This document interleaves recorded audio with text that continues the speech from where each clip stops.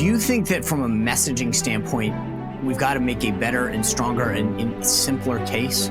Yes, you do, because this is too convoluted. Talking about Burisma and Russian assets, what we just talked about is too convoluted for everyday Americans who have real jobs in the real world and real lives, and they're not DC dorks like I am, right? So, you know what I mean? So what you would have to say is look, you can't have a president of the United States taking foreign bribes, especially from our enemies like China and Russia, right? So if he's doing that, he can't be the president. He's compromised. All right, folks, welcome to the Sean Spicer Show. It's Wednesday. We've made it halfway through the work week. A lot to get to. Obviously, Hunter Biden shows up on Capitol Hill today, gets out of the car, and then says, hey, I'm not going to do this. It was a great political stunt, but was it a good legal move? We're going to break it down with Mike Davis. He was the head of nominations for the Senate Judiciary Committee, former and now current head of the Article 3 project. We're going to talk to him about that, the impeachment process, why this vote is so important, and then all of the legal issues that President Trump is facing. Will this affect his ability to get elected? What is the strategy of Jack Smith? So many things on the legal front to break down with Mike Davis when it comes to President Trump. We ask all the right questions to Mike Davis. Let's get into it with him. Mike Davis, welcome back to the show. Big news today. Hunter Biden and his attorney pull up to Capitol Hill. They were supposed to testify, be deposed today. They get out of their Secret Service vehicle and then make a statement right there in front of the Capitol and say, we are not going inside unless it's a public hearing where I can be deposed. My guess is that he would just plead the fifth then in public, but that's not neither here nor there. So, and then he gets back in the car and drives away. Jim Jordan, Jim Comer, the rest of the Republicans sort of do a quick press conference and say they're aghast that he hasn't done this. From a legal standpoint, I assume that showing up outside the venue that you're supposed to be deposed and then getting in a car and leaving doesn't count. No, and the House should hold Hunter Biden in contempt of Congress because he's obviously able to go testify. He showed up, and he doesn't get to pick the manner in which he testifies. That's Congress's job through the subpoena power, and Congress wanted a deposition of him ahead of time. And then after that's pretty routine. You issue subpoenas for staff depositions or even member depositions, and then you can have a public hearing after that if Congress chooses. But this is... So it's funny, though, that you say this. I want you to just explain this to the audience because I talked to a couple people in the past 24 hours. We were debating whether he would show up or not. And someone said to me, why does it matter? Let him testify in public. And my point to them was what you said, but I'm not a lawyer. And it was he doesn't get to choose how this goes down, right? I mean, that's the point, is that he's basically saying, I'm Hunter Biden. I don't want to do it that way. I want to do it my way. Yeah, I mean, Congress has the absolute constitutional power, the constitutional duty to investigate whether the sitting president of the United States is compromised by tens of millions of dollars in foreign bribes and other corruption to every Biden family member, except for the 6-year-old granddaughter who they finally claimed after 6 years. And it's not Hunter's right to say that he's only going to testify in the manner he wants. He has to follow whatever Congress wants. That's their constitutional duty to get to the bottom of whether the president's compromised. And he's playing games here with his lawyer, and Congress should move forward with a contempt resolution. So I wanted to ask you about that. He got out of this car, the Secret Service vehicle, with his attorney, Abbe Lowell, very prominent D.C. attorney. As an attorney, would you have advised him to do this public stunt? I mean, I assume the reason was to show, hey, I'm not defying the subpoena or the deposition. I'm just not doing it in private. So therefore, he gets the media on his side. From a legal standpoint, was that a smart move or a stupid move? I think it was a very stupid move because it showed that Hunter Biden was able to testify. He was there. There was no reason he couldn't testify. He couldn't say that, he had a health issue or a mental issue or whatever. He showed up and put on a charade. And frankly, Abbe Lowell may have broken the law himself. You can't conspire with someone. You can't aid someone in obstructing a congressional investigation. There are a lot of Trump supporters who are in prison right now for obstructing congressional proceedings. Abby Lowell doesn't get to do this because he's an attorney. All right, if you've been watching the show for a while, you know about my friend Leo Grillo. Leo is the founder of Delta Rescue. You can see all the work he's doing at deltarescue.org. But Leo's story with rescuing animals goes far back. He had rescued a Doberman that was very unhealthy, very undernourished. Leo brought it in and he now named the dog Delta. And the thing is, it wasn't just out of thin air. Delta stands for dedication and everlasting love to animals. And if you know anything about what Delta Rescue's done, I've told you, go to deltarescue.org. Look at the videos, look at the work that they're doing. It's the largest no-kill sanctuary in the world. If you are an animal lover, you love what Delta Rescue's doing. The thing about Delta Rescue is, I've told you before, all of the great work they do is because of the donations of people like me and you. $5, $10, $100, whatever. When you go to deltarescue.org, you can contribute. But more importantly, if you're a real animal lover and you care about the work that these guys do by giving them that no-kill sanctuary for life, you can support them by making them part of your estate and helping them make this an enduring mission for Leo and everyone else at Delta Rescue. Go to deltarescue.org, check out that estate planning guide, look at the video, see the work that you'd be supporting, download it, and think about making that part of your estate going forward. deltarescue.org. Paul Manafort, the former president's campaign chairman, he went to jail. Steve Bannon has had a sentence of 4 months issued against him for failing to comply with a subpoena. Where does this thing go? And the thing that I think is interesting is obviously now you have a DOJ because Congress would refer that to the Department of Justice, right? Isn't that how that works? And so then they'd have to decide whether to enforce it.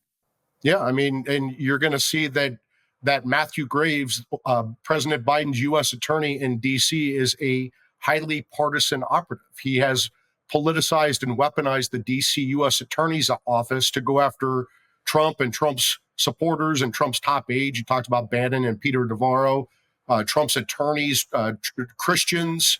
It never ends. And while he's given amnesty to Biden's family, Biden's lawyers, Biden's aides, BLM supporters, Antifa supporters, Hamas supporters who are terrorizing Jewish Americans with hate crimes, and it never ends. I wouldn't hold your breath for the Biden Justice Department to do anything about bringing any sort of contempt charges against Hunter Biden. I think that's going to have to happen when Trump's back in office. It's unbelievable, though. You got people who are literally sentenced to prison for defying. And I don't actually believe that the January 6th committee had real authority. I mean, that's a whole nother subject. I don't want to go down that rabbit hole, but it was not created with the authority that most congressional committees are, meaning that the minority wasn't given the ability to have their members put on it. The majority chose the members of the minority to represent. I mean, it was kind of ridiculous. The idea that Liz Cheney was the ranking member, despite the fact that the minority hadn't appointed her, which has been throughout congressional history. But that's aside. The point is, the courts found it valid. That's what matters. And so if that kind of a committee gets upheld as having its power deemed legitimate, you would assume that the House Judiciary Committee would have to be deemed equally as important and enforceable when it comes to subpoenas, right? Well, even more so. I think the House Judiciary and the House Oversight Committees have been in existence since like the early 1800s, at the beginning of the beginning of our country. So yeah, I mean, these are absolutely valid subpoenas, and it's absolutely within Congress's power, its duty, again, to figure out whether the sitting president of the United States is compromised by payments from China and Russia and Ukraine and Kazakhstan and every other trouble spot around the world. That Congress absolutely has to get to the bottom of this. This has nothing, but the Democrats want to make this look like this is about hookers and blow from some degenerate son of the president. That's not what this is about. This is about whether President Biden is compromised. Okay, so that's what I want to move into next. I want to, just for everyone listening, my goal is to get to the Trump cases, because I think you have a very, very unique way of breaking these down. I want to get to that. But before I do that, let's kind of go where you were headed, which is this impeachment. So the current narrative, Jim Jordan was on the show yesterday, and he talks about, all of these people, the payments, he lays out timelines. And to your point, there's no question that in the court of public opinion, at least, Hunter Biden is a degenerate, spending money on hookers and blow, as you put it. But the bottom line is it needs to be connected to Joe Biden. Number one, how important is this impeachment inquiry vote that the House is taking today in terms of authority? And secondly, walk me through what you think they should be doing to make the case for impeachment. This is a very powerful and important vote because it gives Congress maximum power, right? When the House is in a when the House is investigating a president under impeachment power, they have a lot broader power than they do with general oversight, right? You don't need a legislative purpose when you're doing an impeachment inquiry. You need to figure out whether there are high crimes and misdemeanors by an official, and this official happens to be the president of the United States, who stands credibly accused of foreign bribery and corruption. If you have China giving money to Hunter Biden's LLC and that ends up in Joe Biden's bank account, or if you have these foreign governments, these foreign actors giving money to everyone in Biden's family for not doing any work, right? That's bribery, that's corruption. If this happens with a city council member in some town back in my home state of Iowa, the FBI would raid their house and arrest them and charge them under federal corruption charges. And we have a president of the United States who could be compromised, and this really affects America's national security. Think about it this way, Sean. We had President Obama put Vice President Biden in charge of Ukraine. Biden went on the take. His family went on the take with Burisma, $10 million allegedly, right? And What did Russia do? Putin knew that this was happening. This Burisma executive who recorded Joe Biden and Hunter Biden shaking down foreign bribes allegedly, right? He has all these tapes allegedly. He's allegedly a Russian asset. So that means that Putin has compromising material on a sitting vice president and at the time, and now the current sitting president of the United States. Maybe that's why Putin said, you know what, I'm going to take the risk of invading Ukraine and taking Crimea. We have 4 years of peace and prosperity in Ukraine around the world under Trump because Trump was not compromised. He wasn't taking foreign bribes, right? And we didn't see Russia invading Ukraine under Trump, but now Biden is back and Putin wants to take the rest of Ukraine because Putin smells the weakness from the corruption. Putin knows that Biden is compromised. So when Jim Jordan was on the show, he kept talking about all the people in the timeline. And I had some people call me, text me, give me some comments. They said, I get it, but this sounds really complicated. Do you think that from a messaging standpoint, we've got to make a better and stronger and simpler case? Yes, you do, because this is too convoluted. Talking about Burisma and Russian assets, what we just talked about is too convoluted for everyday Americans who have real jobs in the real world and real lives, and they're not DC dorks like I am, right? So, so what you would have to say is, look, you can't have a president of the United States taking foreign bribes, especially from our enemies like China and Russia, right? So if he's doing that, he can't be the president. He's compromised. So I made this case to Jim Jordan yesterday. There's a lot of talk about loans, right? And the point that I said to Jim Jordan is the Democrats say these are simple loans. They were him getting paid back. And look, it says loan repayment in the check. Well, I get it. I've written some silly stuff in the memo part of a check too, sometimes just to be a wise guy, sometimes to be funny. For another reason, whatever. But my point is just because it says loan repayment doesn't mean anything, right? So here's the point that I made to Jim Jordan. This to me seems like the simplest tact to go after. If it was a loan repayment, two things had to be true. Number one, there had to be some kind of documentation to say, okay, hey, here's an email, here's a scratched piece of paper or whatever. But most importantly, there's some tax consequences. You're allowed to loan someone in your family $17,000. After that, there are tax implications. So either you met those tax implications on your yearly tax returns or you didn't. And you paid taxes on that money. Because if I give someone $50 or $60 or $100,000 in my family and I don't pay they don't pay the taxes on that, then that is a tax violation. But it has to be one or the other. And Jim Jordan said, well, that makes sense. But my point is that they have to have either taken funds, which are the fruit of these deals that everybody keeps talking about, or it's a violation of tax law, but it has to be one or the other. And that way you kind of, for lack of a better word, entrap them by saying, pick your poison. Which crime did you commit? Do you get what do you agree that as a tactic that makes sense, or is that losing the bigger war here? No, I mean, I think it's a very good way to frame it, right? And if I were Biden, I'd say, oh, oops, I forgot to pay my taxes, because foreign bribery is impeachable. Is forgetting to pay your, taxes, is that impeachable? That's up to the House to decide. But we know that foreign bribery is a high crime and misdemeanor. All right, guys, are you tired, like I am, of testosterone booster products that just don't work? That's why I've got a great idea for you. If you try our sponsor, Nugenix Total T, you will get a sample. You get to try before you buy.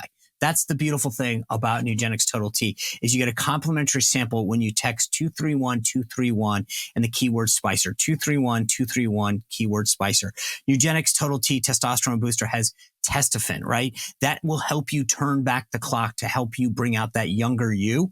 But don't take our word for it. That's the beauty of like what I'm saying. Text 231231 keyword Spicer. You get a complimentary bottle and you get to try before you buy. You've got nothing to lose. Everything to gain. And you can now go do this and get a complimentary bottle of Nugenix Total T. When you text the word plus, you get Nugenix Thermo X. That is their best, newest, most powerful fat incinerator ever, with key ingredients to help you lose stubborn fat and get lean fast, especially around the holidays when we're maybe putting on a little extra because we're out a little more.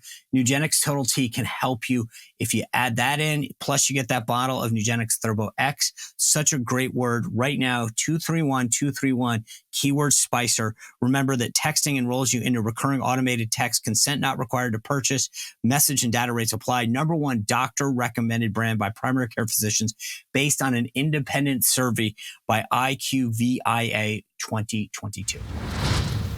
So do they need to, if they don't go down that road, even if they do, what do they have to show? I've asked this before of some of these members on the committee. What is the connection? We all know, we all agree. I don't think there's even the leftist Dem that wouldn't agree that Hunter Biden is pretty much a scumbag and that he didn't pay taxes and that he lied on gun forms and all that stuff. But to get to the impeachment process, we have to directly tie this to Joe Biden. So what does that look like in your mind that tells the average American, see, it's not just Hunter Biden raking in millions, influence peddling, lying on gun forms, doing drugs. Here's the connection to daddy. Yeah, I mean, that's just it. This is not about Hunter Biden and his debauchery, the degenerate son of the president. This is about the president of the United States being compromised. He's clearly compromised, right? And that has drastic effects on our well-being as Americans. We would not be spending $75 billion and counting in Ukraine if Joe Biden were clean. He's corrupt, and that's why Putin invaded Ukraine, and that's why we're coming on $100 billion to save 3 Russian-speaking provinces in eastern Ukraine that no one can identify on a map because Biden's corrupt and compromised. And so what I would do is show, look, we've seen Comer's been able to tie the bank statements don't lie, right? There's money that went into Hunter's LLC or Hunter's accounts and then went to Biden's accounts. They know that is the case. They've been able to track the money, where it came from and where it went to, and they're still uncovering this, right? And here's the other question that needs to be the other answer that Joe Biden needs to provide if the press would do its job and actually ask this. Yeah. Why is every family member getting money from these foreign countries? Right? Doesn't that, I mean, that to me has always been the sort of like what the wife is getting money, everybody's getting paid out. I can't believe that no one's asking that question. What did you do? What function did you perform? Yeah, and during this impeachment inquiry, they should call in all of these Bidens who got money and make them testify. And guess what? Yes. I've been saying this. If they want to try to plead the Fifth Amendment or say that they don't want to incriminate themselves, which they have the constitutional right to do, I think Congress should give them immunity, including even Hunter if they have to, because guess what? Nothing's going to happen to Hunter anyway. They're going to go through this charade of a prosecution with David Weiss, who protected the Bidens for years and years and years. And then after the election, whether Joe Biden wins or loses, he's going to pardon his son and his family and maybe even himself. So I think it's more important for purposes of the American people knowing whether a sitting president is compromised, I think the House should give immunity to these Bidens and make them come in and testify so they can't plead. So just to be clear, from a legal standpoint, if they were given immunity and told you then does that mean then you have to talk once Yes. you are? Yeah. So you can't plead the fifth if you know that you yourself won't be prosecuted for a crime that you admit to, correct? Correct. They don't face any criminal liability if they get immunity from Congress. So then they can't. What happens if they said, "I'm sorry, I can't. It's my dad. It's my uncle. Whatever. I'm not talking." Then what happens? They go to jail. You can hold them in contempt. You can there's a cell block in Congress. You can arrest them. You might have a problem with the Secret Service, but and then what could happen is that when Trump's back in office, you can have a Justice Department that actually does its job and doesn't have Matthew Graves as the U.S. attorney in D.C. and you can actually look at prosecuting them. Or Trump can appoint a special counsel to look at prosecuting the Bidens. Right? I mean, you don't get to take foreign bribes as the president of the United States. You don't get to take foreign bribes as the vice president of the United States. And that includes, you don't get to let every one of your family members, it seems, your extended family, get money from foreign countries, get money from foreign entities. And oh, by the way, that affects American policy. It wasn't just the money, it actually affected American policy. Remember with the Burisma deal, Joe Biden threatened to cut off $1 billion in U.S. aid to Ukraine if the Ukrainian president didn't fire the Ukrainian prosecutor investigating Burisma and the Bidens, right? So it changed American policy when he was the vice president of the United States. On its face, that in itself, and the guy brags about it. He's like, he sits on these panels and says, I told him if he's not gone, I'm getting on that plane. And I'm like, they don't even care. He's so stupid. But the problem is he left out the part where Joe Biden and Hunter Biden allegedly got $10 million from Burisma. Well, I think that would have been a really dumb, that would have been going a little too far, even for him. I want to talk to former President Trump and his legal situation. Let's start at like 50 or 60,000 feet, right? From the outside looking in, okay, I look at the Alvin Bragg case in New York. Statute of limitations had expired. Normally a misdemeanor, they upgraded to a felony by combining like 18 different things, tying a bow on it, making new law. Okay. Then you go down to Georgia and Fannie Willis. You've got these two cases in this case in DC, and then this other one in New York that's a civil case going after him. Not to mention the 14th Amendment efforts to remove him from the ballot in Colorado and Michigan or whatever. This, from the outside, Mike Davis, looks very clearly like a concerted effort to go all in keeping him off the ballot, putting him in jail, preventing him from taking office. Just start at the top. And from a legal standpoint, tell me, is this a random coincidence that all these things are happening at once? Or do you believe that there is some kind of effort to ensure that Trump is imperiled politically, that he's locked up, that he could never take the office? I mean, what is going on? Because like I said, 50,000 feet looking down, if you brought somebody in, blindfolded them, didn't tell them the names of the people and said, what do you think is happening in this scenario? They would say, well, there's clearly an effort to keep this guy from, resuming any kind of normal political activity, right? Yeah, I mean, this is obviously Democrat lawfare and election interference against President Trump because they know that the American people will put President Trump back in the White House on November 5th, 2024. The Democrats impeached President Trump twice for nonsense. They brought 4 indictments against President Trump for non-crimes. They're trying to bankrupt his business with a civil fraud lawsuit for the non-fraud of a businessman paying back sophisticated Wall Street banks in full, on time, as agreed, with interest. Somehow that's fraud. And then that all backfired. And, as we predicted at the Article 3 Project and our 2,500 plus media hits defending and supporting President Trump during this lawfare campaign by the Democrats going back to the Mar-a-Lago raid in August of 2022. And so Trump is now beating Biden like a drum for the upcoming election, right? And so what are the Democrats trying to do?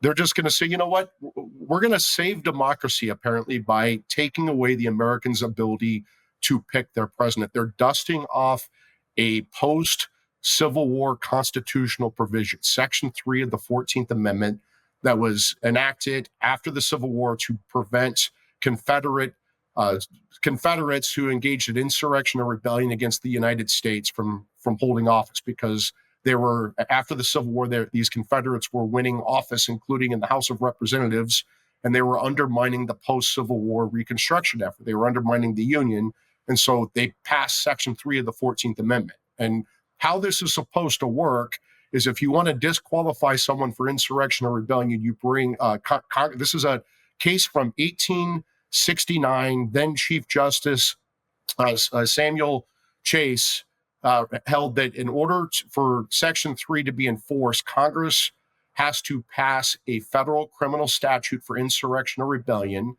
The U.S. attorney has to charge someone with insurrection or rebellion. You have to have a grand jury indict with probable cause. You need to have the person tried with evidence beyond a reasonable doubt. The jury has to find him guilty unanimously. The judge has to convict him, and that conviction has to be upheld on appeal under a specific federal criminal statute that Congress passed in 1870, right? And so that's on the books. They didn't. Jack Smith charged President Trump for January 6th. He didn't charge him for insurrection or rebellion because the evidence does not exist. What happened on January 6th was a protest. All right, guys, most of us know what it's like to be without power, sometimes for an hour, maybe a day, a couple days after a natural disaster, a hurricane, a windstorm, whatever. But now national security experts are warning that our power grid is more vulnerable than ever. And they've identified 9 key substations, which, if attacked, they're saying we could lose power for months. That's why having your own solar power is more important than ever. So I recommend the Patriot Power Generator, which is a solar generator that you don't have to install in your house. It's portable. You can take it with you. You can use it inside your house.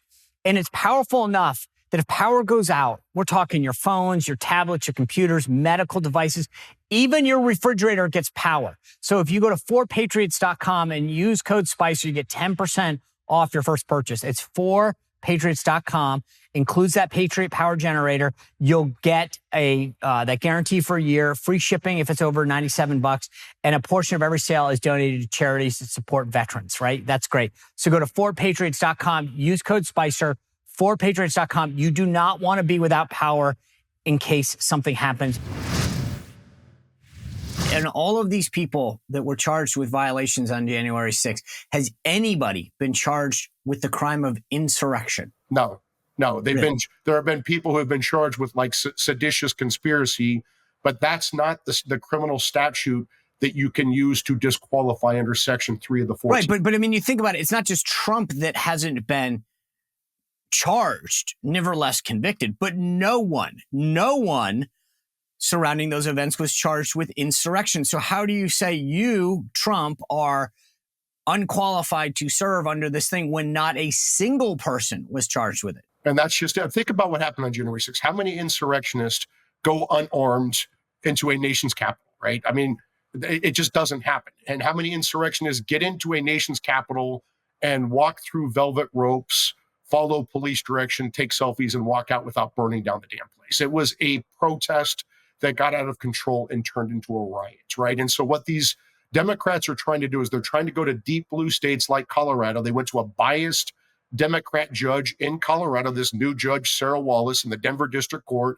She, right in 2022, after the Democrat governor named her to the Denver District Court, but before she was sworn in January, in October of 2022, she donated to an anti-Trump January 6th PAC to chase Republicans out of office for January 6th.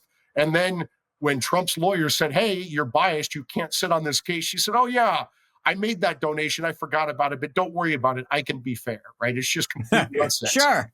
She held that there was an insurrection, which is just silly, but she said that she punted to the political pressure and said, but the 14th Amendment doesn't apply to the president, which may or may not be right. But now the 7 Democrat appointees when you say may or may not, why? Because here's the thing. I read that as a non-lawyer, and it mentions a bunch of officers of the United States, one of which is not named as the president. Yeah, and that legal argument could be correct. But what this judge did was she set it up where she found at the trial that there was an insurrection, and then she made the legal conclusion that the Section 3 of the 14th Amendment doesn't apply to the president. She punted.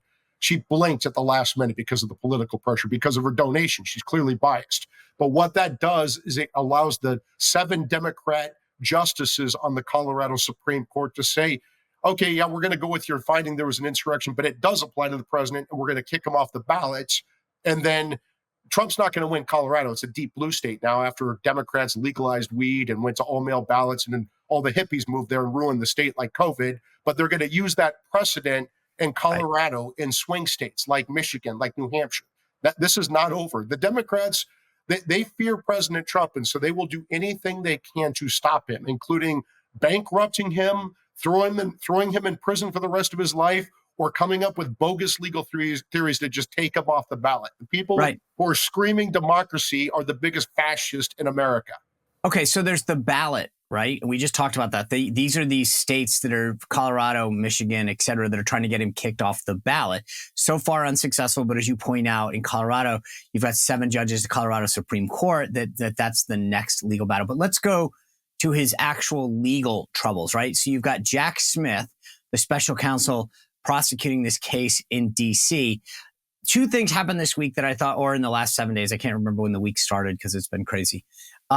The first that I thought was interesting, and I don't fully appreciate it because, again, I'm not a lawyer, but I read enough that I'm trying to figure out if I'm getting this right, is he asked the Supreme Court for an expedited review of whether Trump was immune from prosecution.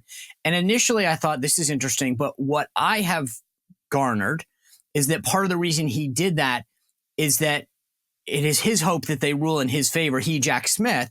He then cuts out the appeals process because the Supreme Court has ruled. And therefore, if he wins his case, Trump could be put in jail earlier. Is that really what's happening here? Or is there some legal maneuvering that I'm just not aware of? But bottom line is, Jack Smith basically is trying to take one of Trump's arguments away and saying, hey, Supreme Court, rule on this right away, right? Yeah, I mean, that's what he's trying to do. Jack Smith is desperate to keep this March 4th trial date. This Biden special counsel, Jack Smith, who is a deranged partisan who has been unanimously reversed by the Supreme Court in the past, 8-0. It would have been 9-0, but Justice Scalia died when he tried to take out Virginia Governor Bob McDonnell. He did take him out politically. The conviction was overturned. Bob McDonnell was a likely presidential or vice presidential candidate in 2016. Jack Smith took him out with a bogus legal theory. Jack Smith's doing the same thing, or trying to do the same thing now with Trump. What Jack Smith's trying to do, he knows that presidential immunity needs to be decided. You cannot criminally or civilly charge government officials for acting within their official capacity or, under Supreme Court case law, the outer perimeter of their official duties, right? And how can the only one who can order a... So wait, so what is that? Just stop, because I thought that President Trump was saying, hey, I still have this power as a former president. But what you're saying is that there is question about whether or not somebody who was a government official can be prosecuted for their government official role so meaning Trump is immune from activity while he was president. Is that what I'm trying to... Yes. So let's put it this way. On January 6th, when President Trump was trying to enforce the Electoral Count Act of 1887, when he ordered his vice president to not certify the election, he can't do that as a private citizen. He can only do that as a president of the United States. And so the question is he immune from doing that? Is he immune from telling? First of all, step back. What happened on January 6th was not a crime. It's not what Trump did on January 6th was not a crime. It is not a crime to object to a presidential election. It is allowed. There'd be a lot of Democrats in jail if it was. It's allowed by the First Amendment. Democrats objected in 1968, 2000, 2004, and 2016. Al Gore, John Kerry, and Hillary Clinton are not in prison for objecting. So why should President Trump be in prison for objecting to a presidential election? It's also not only allowed by the Electoral Count Act of 1887, it's allowed by the First Amendment. You can object to elections in America. It's only illegal to object to elections in third world Marxist hellholes, and now in DC and Atlanta, right? So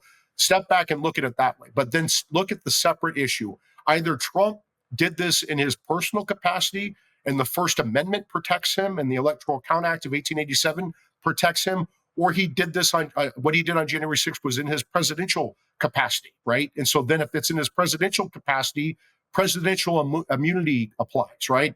They've never decided this issue in the criminal context as it relates to the president, because a former president has never been charged criminally, because Jack Smith brought this unprecedented indictment. But if you look at the speech or debate clause for Congress or judicial immunity, it applies to both the civil context and the criminal context. So why the hell wouldn't the president be immune from criminal prosecution?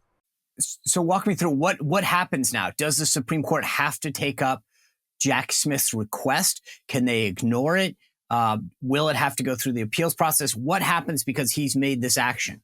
Well, it's an extraordinary request that Jack Smith made to the Supreme Court, and the Supreme Court is considering the motions now. But this is called a cert before judgment, and it is extremely rare. The Supreme Court has discretionary review. It doesn't have to take cases. And generally what it does is it takes cases either from a federal court of appeals, in this case it would be the DC Circuit, or a state Supreme Court. I mean, there are other ways you can get to the Supreme Court, but it's generally a state Supreme Court or a federal court of appeals. And this is important to go through the normal appellate process, because these are novel issues. This is the first time that the courts will decide whether the president is immune from criminal prosecution under presidential immunity. And you want to get these 3 judges on the DC Circuit to weigh in before it goes to the Supreme Court, and then those 9 justices decide. Why Jack Smith is trying to short circuit that process and do cert before judgment right at the Supreme Court. And it generally, the Supreme Court, it takes 4 votes to grant cert. To decide whether to take the case, it takes 4 votes. Cert before judgment takes 5 votes, right? So you need 5 justices. So if you got the 3 libs, the 3 lib ladies, plus maybe Kavanaugh, plus maybe the chief, they can get this done, right? And what that would mean is they would decide this presidential immunity immediately, and then Jack Smith can railroad President Trump with this March trial and keep President Trump in the DC courtroom for 6 months or 7 months. Wait, so back up a second. So if the court would have ruled today, knowing what you know about the justices, so if they agreed to take it, do you think they rule for Jack Smith or for President Trump? I mean, they should absolutely support President Trump, because this is. And if they did, so if they supported Trump, then does the case just go away, or what is the effect if that happens? If Jack Smith has asked the Supreme Court to do this, what then happens if they actually rule against Jack Smith and in President Trump's favor case-wise? A big part of the case would go away, both in the Jack Smith case in DC, along with the Fannie Willis January 6th case down in Georgia. But guess what? I don't think the Supreme Court's going to take this case immediately, because it's so extraordinary. Right. I think they're going to want it to go through the DC Circuit. But Jack Smith wants them to rule right away and put all this pressure on the Supreme Court. And if they do what I think you think, and what sounds like it's precedent to say we're just going to punt or we'll wait, then the process works its way through, correct? And does that mean that Trump has to sit in court through this process while this is adjudicated? No, and that's the key with presidential immunity is it when you're dealing with government immunity, sovereign immunity, presidential immunity, speech or debate clause for Congress, judicial immunity for judges, you have to stay the proceedings. And that's what Jack Smith is not. Can you explain that? I don't understand what that means. So like the court says we're not going to do it. Does the case proceed, or do we then just litigate this immunity thing for a while? Where does the case go if the Supreme Court says, thanks, we're not going to weigh in right now? It's supposed to stay the case. If you look at case law for government immunity, normally cases, you have to wait till the trial to take cases on appeal, and you go through the entire trial. So if Trump is just making a First Amendment argument on January 6th, you wait till after the trial, and then you raise the First Amendment argument at the trial court. Judge Chutkan, who's a partisan hack, denies the motion. And then after the trial, after the criminal conviction, then the DC Circuit, you would raise the First Amendment issue on appeal. And maybe from prison, you would raise that First Amendment issue.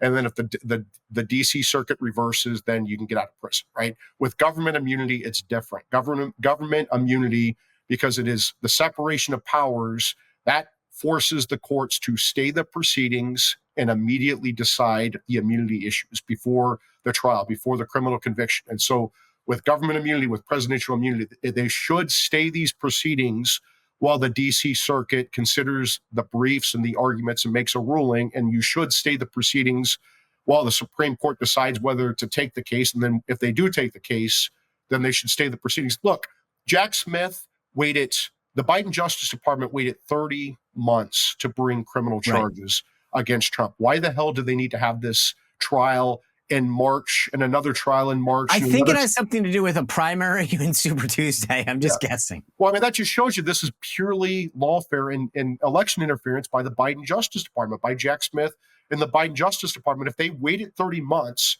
to bring unprecedented indictments of a former president who happens to be the leading presidential candidate, they timed these to have back-to-back trials in March Right. 2024, March 2024 for another one, May 2024 for another one, and August 2024 for another one. This January 6th trial with Jack Smith, we're talking like 13 million pages of documents and hundreds of potential witnesses. Well, and they've gone after his phones too, right? Yeah, they're going after his phones.